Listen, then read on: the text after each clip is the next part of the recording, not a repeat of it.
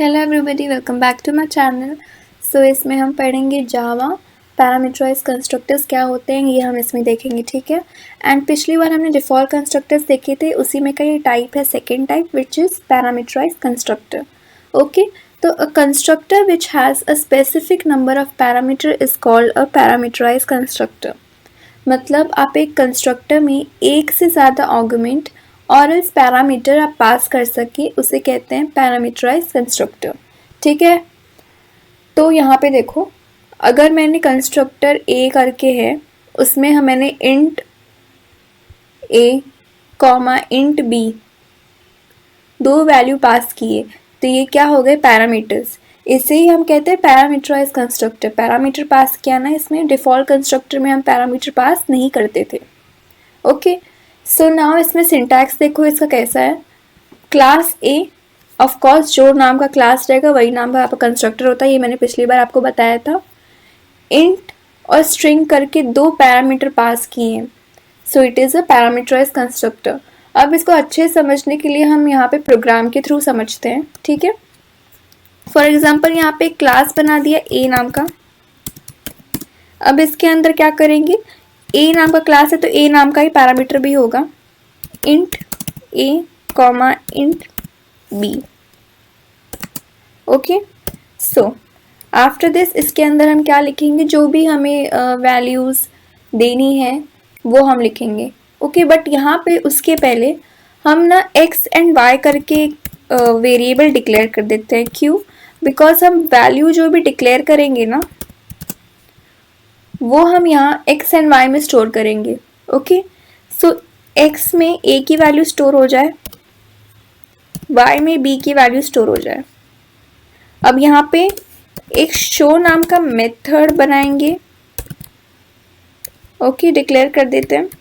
After this इसके अंदर हमें जो भी प्रिंट करना है हम प्रिंट कर देंगे।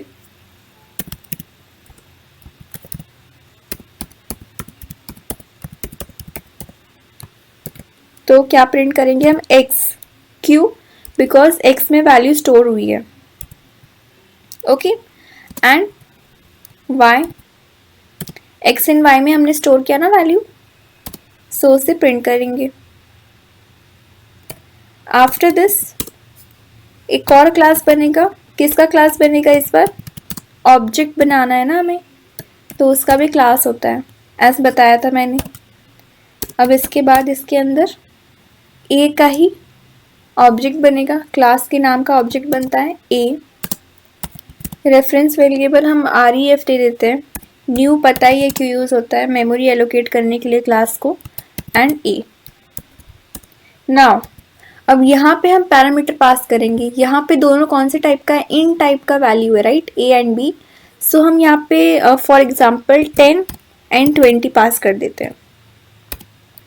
ओके, अब शो तो नॉर्मल मेथड है, एज कंस्ट्रक्टर हमें कॉल करना पड़ता है नहीं, बट शो तो हमें कॉल करना पड़ेगा, इजंट इट, बिकॉज वो नॉर्मल मेथड है। सो हम REF डॉट शो को कॉल कर देंगे।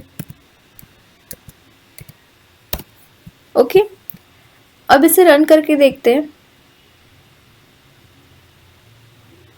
ओके, हम यहाँ पे ये भूल गए। सो 10 एंड 20 प्रिंट हो गया। जो भी पैरामीटर यहाँ पे आप पास करोगे वो प्रिंट होगा। आप यहाँ पे चाहो तो स्ट्रिंग वैल्यू ले सकते हो। अगर मैं स्ट्रिंग ले लूँ यहाँ पे,